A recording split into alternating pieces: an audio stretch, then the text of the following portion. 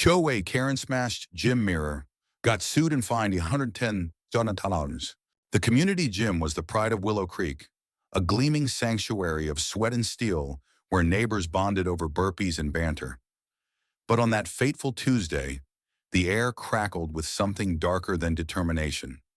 Karen Whitaker, self-appointed HOA enforcer, stormed through the glass doors, her clipboard clutched like a battle shield, her eyes blazing with righteous fury. Karen was no stranger to the residents of Willow Creek. At 52, with a perm as unyielding as her opinions, she'd made a name for herself as the neighborhood's unofficial dictator. From fining kids for chalk drawings to lecturing dog walkers about leash lengths, Karen thrived on control. But today, her target was the gym and its newest member, Marcus, a 28-year-old graphic designer who'd moved in 3 weeks ago. Marcus, with his easy smile and habit of playing hip-hop during his workouts, had unknowingly ignited Karen's latest crusade. The trouble started with a complaint. Karen had overheard whispers that Marcus was disrupting the gym with his music and excessive use of the squat rack. To her, this was a personal affront, a violation of the HOA's sacred, unwritten code of decorum. She'd already sent him 3 warning letters, each more venomous than the last, citing vague bylaws about community harmony. Marcus, unbothered, had tossed them in the recycling bin, assuming she'd tire herself out. He was wrong.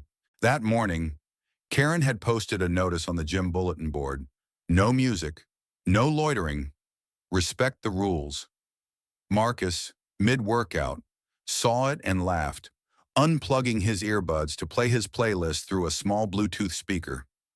The beat of Kendrick Lamar filled the room, and a few gym-goers nodded along, enjoying the vibe. Karen, however, saw red. She stormed in, her orthopedic sneakers squeaking on the polished floor, and jabbed a finger at Marcus. "Turn that noise off," she barked, her voice cutting through the music like a siren. "This is a shared space, not your personal club." Marcus, wiping sweat from his brow, raised an eyebrow. "It's just music." Karen, "Relax. Everyone's fine with it." He gestured to the others, a retiree on the treadmill, a mom lifting weights, a teenager stretching, who all shrugged or nodded in agreement. Karen's face twisted. "Fine, you're disrespecting the HOA. I make the rules here." She clutched her clipboard tighter, her knuckles whitening.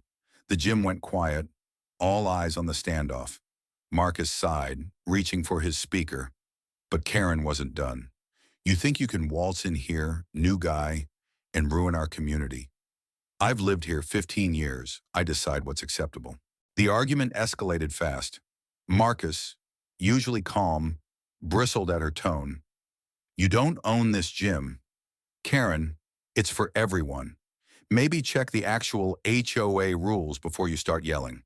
The crowd murmured, some stifling laughs, others whispering support. Karen, unused to pushback, doubled down. She snatched a dumbbell from a nearby rack, waving it like a gavel.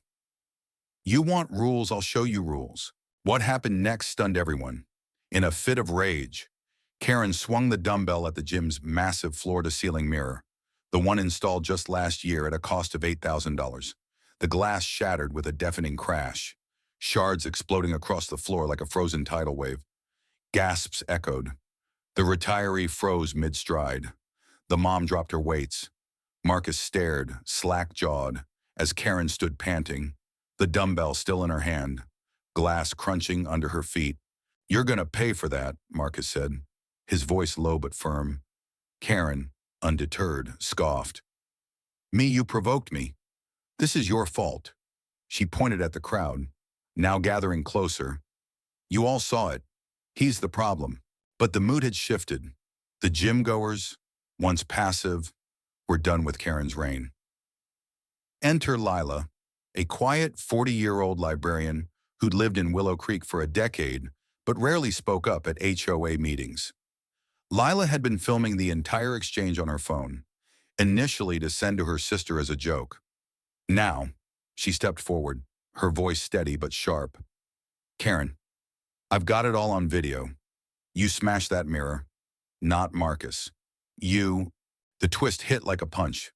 Karen's eyes widened, her confidence cracking like the glass at her feet. You can't record me without permission, she sputtered. But Lila held up her phone, the footage clear as day. The crowd buzzed, some cheering Lila, others pulling out their own phones to capture the moment. Karen, cornered, tried to pivot. This gym's a mess anyway. That mirror was cheap, probably unsafe. I did you all a favor. Her words fell flat. The damage was undeniable. The mirror's jagged remains reflected a room united against her. The retiree, Mr. Thompson, spoke up.